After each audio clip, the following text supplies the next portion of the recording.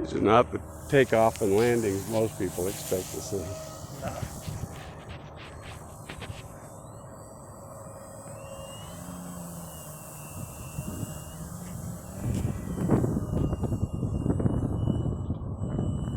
I'm the only one out here that flies this low and like this style, low and slow. But there are other people with this type of plane. Oh yeah, and yeah. much better pilots than me. Okay. So now I'm running low on battery. I gotta land. Yeah. Okay.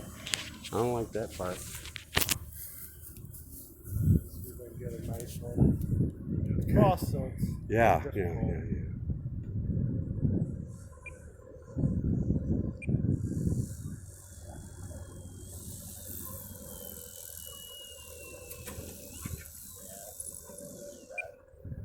A little rough. That all looks good.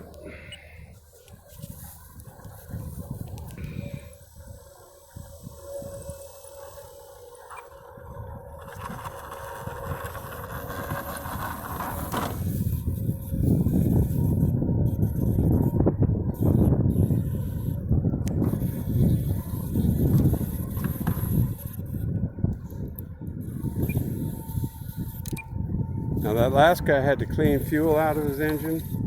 You have to do that. Oh, you're electric. You're all electric. Yep, all electric. So this one, just batteries. Do you have the capacity to recharge batteries? I mean, you have spares if you wanted them. It's too windy, right, to do it. Yeah, I mean, do much more.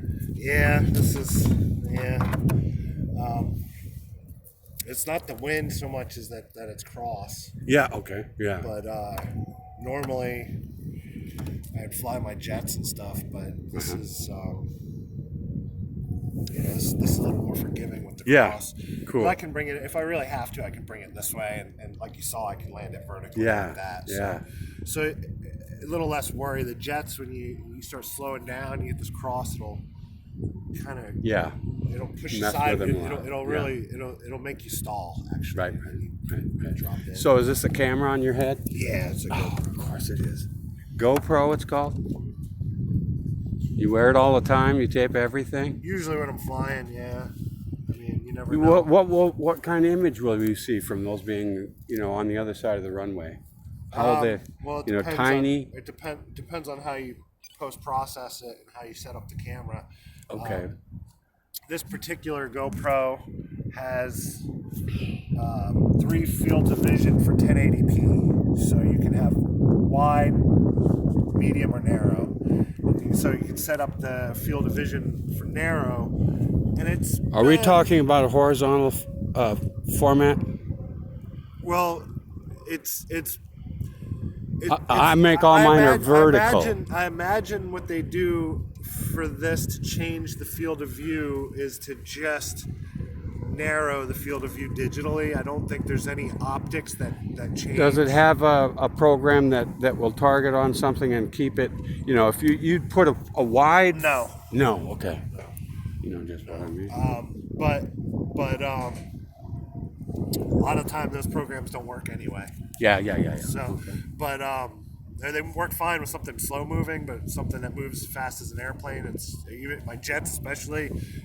Guys come out here with these telescoping lenses, and they think they're gonna. Yeah, right. No, and you don't have any reference points anyway, so you can't tell the movement. It just looks. It's going to look all over the place on my. With the jet, when I'm flying a jet, it's moving at 130 miles an hour. Yeah. And so even if it's coming in a straight line, the only shot you have to go wide. Right. Because otherwise, it's just going to shoot right by. You know what I mean? Okay. So they come out with these like telescoping cameras, and they're like, "Oh, I can't get it," because you're trying to swing this. Yeah, it's impossible. Yeah. So what kind of images do you get with that camera? Will you have a recording of this right now? This is an old one. So this is a GoPro Hero 3. It's probably about 5 years old now. Okay. And it only goes to 10. Well, no, it doesn't. It goes past 1080. So it shoots into 2K, 2.3K, which is hard to explain. It's actually kind of 4K. It's hard to explain, but none of those modes are as good. Nobody really uses anything more than 1080 anyway, especially for the YouTube. thing though is, will it since it's on your head, it's on. Will it always have the plane in the center of the picture, or mostly Because I do it, yes. Because I manually do it, yes. manually? You don't take it off your head, do you? While I'm flying, I'm shooting this camera at the same time Right, but I mean manually. with my head. Yeah, it is your head that's pointing, and I'm asking, is it always right at the plane? For the most part. Is that right? For the most God. part. I mean, No, that's great. This is impossible. I try, but like I said, it's also because it's such a wide image, Yeah. right? Yeah, So, yeah. so you're not getting a really tight shot. Right, right, right. And it's going to be a very small image when you look at the And video. so what I do is I take the like I said, I set the camera into its narrowest field of view. Okay. Because otherwise you're shooting. Yeah, yeah, you're getting nothing but sky. This camera can shoot this whole Sure, field sure, here. sure. Instead, I shrink it down to more like Right, here, right. which the camera can do itself. And then in post-production, I take it and I shrink that field of view even more. I crop the whole image in. Right, right. And it's effectively zooming it in. Yeah. I don't know how much, but it's effectively zooming it in a little bit. But you can't, there is no program where you can just follow, I would put I'm a sure rectangle. there are, but for one that would actually work with Might stuff cost a like foot. this, it's going to cost a lot. I mean, I don't think the ones that I've seen on phones, people have tried. They won't even. Yeah. They Okay. won't keep up with. No, the I would slow think of it airplane being for in some an reason. editing Because program. of the way they. Oh no, in editing. Because I yes, would think there are programs. put a rectangle into the photo, into it, and follow it around so it always stays right in the middle. So you're processing it one more time. There are programs that you can select an image on the screen and it will follow that image. But they don't always work so great. Okay. Now, what I can do in any software, I use a program by Sony called Vegas, but you can use Adobe or any video software. Adobe's probably the more standard software. Yeah.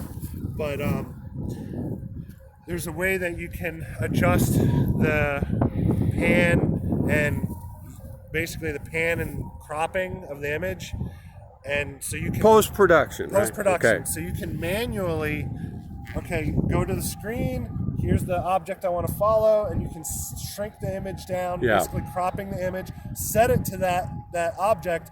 Go ahead a few frames, move it. Go ahead a few frames, move it. Will it be smooth or what kind of? It'll be pretty smooth, but like I said, you have to. Few frames. We're talking split seconds. Well, see, the thing what the software does is, if you have, say a plane is flying by at a diagonal angle like this, and so you want to have the camera kind of follow it in a down swoop in that kind of glide pattern, and so you'd have to manually go 1, 2, but instead what you can do is you set this position here, and then you set this position here. The camera will automatically pan through that whole area automatically. So if you do it right, it'll keep the plane in the center. But if it goes out of center, then you can add another point. Yeah. That'll put it here at this time. It's sort of going. They're going horizontally and then horizontally, but it's so. But it's doing it. It's doing it automatically. So if you play it back, you'll just see the camera. You won't even notice it. You'll just see the image, but the camera's moving as if you were moving your hands with the image. Now the problem with doing it this way is you lose a little bit of image quality because you're shrinking the image. You're taking an already small image and blowing it up, basically. You would probably be able to answer this question. A guy helped me edit. We took about that much out of a video. Am I seeing less focus in what got? No, not on a simple edit. Not on a simple edit in a digital machine. No. It's on a Mac. Yeah, if you're doing it if you're the only I time thought I saw a loss of focus. you would lose quality of video under certain circumstances if the processing wasn't done right. Yeah. There are certain circumstances, like if the video was recorded at, say, 48 frames, and then you rendered the new video at 30 frames, you could start seeing like clipping and shadowing. Could he have made a change like that would have It's affected? possible. Yeah. I mean, it's totally. So I'm gonna have to wait and find out from him. Like I said, there's sometimes when a lot of videos are shot at 30 FPS, and if you process it in so here in America we use 30 FPS. But over in Europe, they use PAL system. We use NTSC. They use PAL. PAL is 25 frames. So if you rendered a video, if you recorded at 25 frames and rendered it at 30, what you can end up with is an artifact that I call it shadowing, but what it is it's like doubling up an image. So what you can see is when it looks like the image is kind of stuttering when it moves. Yeah. And so you see like sounds great. If you pause it, you'll see a shadow of the image. So if it's a plane, if something's moving by and you pause it, you'll see a couple of images. So it's like one's a shadow. It's like I gotta go home and try this. Yeah, and so you always want to render your video at the same speed. And so if you change any of those things, you can have a quality difference. But if everything's done right, I know he mentioned changing something. Yeah, but like I said, if everything was done right.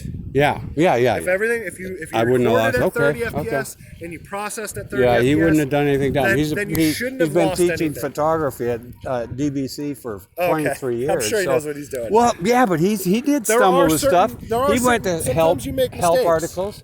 He went to help articles as we did it. Oh, yeah. He hadn't worked with that editing program before.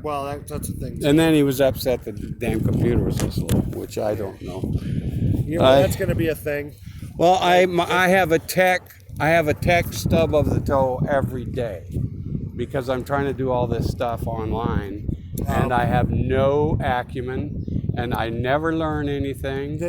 The honest truth about video processing is you can do it on a slow computer. It'll take hours for each video. For a 3-minute video, it could take you 2 hours, whatever. That's on. All right, well, let's cut to the chase. That's on if my Mac is 2 years old, okay. No one has told me, should I so clean? bad. I've never cleaned out email, for instance. But what kind of Someone Mac is mentioned it? that. It's not a Mac Mini. Pro. It's not a Mac Pro. Oh, is that more? Is that more of a machine? That's a $2,500 computer. Okay. Yeah. Oh, I didn't know that. So I don't use Mac. I used to use Mac when I did music and stuff. All the studios use Mac, but these days the power difference between a Mac and a PC, in fact, they use a lot of the same components now. Okay. Yeah. So you can save a lot of money going to PC, but then there could be a learning curve. Yeah. Right. So I haven't learned anything. But if you went and dropped the money on a brand new Mac Pro, you would be able to edit 4K video. Whereas right now, you'd probably struggle. What will 5K do? Will it change? Will they have to bring a new computer out? They don't have a 5K. They have 8K. No, I mean, isn't China doing 5K? Wasn't that the Huawei thing with Great Britain? That's 5G. That's 5G. That's cellular. Yeah. That's I don't know my shit. See? Yeah, no, that's the cellular network. So right now we have a 4G cellular network here. They're building the 5G cellular. It's being phased in. Certain companies have it in certain areas. Yeah. But that whole controversy was because over in Europe, in London, they made this deal with Huawei, who has been prosecuted and convicted of spying and all different kinds of things. So the U.S. senators and Congress people are saying, you guys shouldn't do this. Yes. Because they did it, didn't they? They did, yes. Well, that's that. So they were warned. They were told they were warned. After that, it's up. That's on them. Mark Johnson. I'm Tony. Tony. Yeah, we were talking on the phone. You texted me earlier today. I did. Come on, yeah. What did I say? You were saying whether I was coming up. You were asking whether I was coming up here. I thought it was David Button. Did you get a message? No, a text? Text. David Button. I thought it was this David Button, and now they tell me his name is Dan. David. Yeah.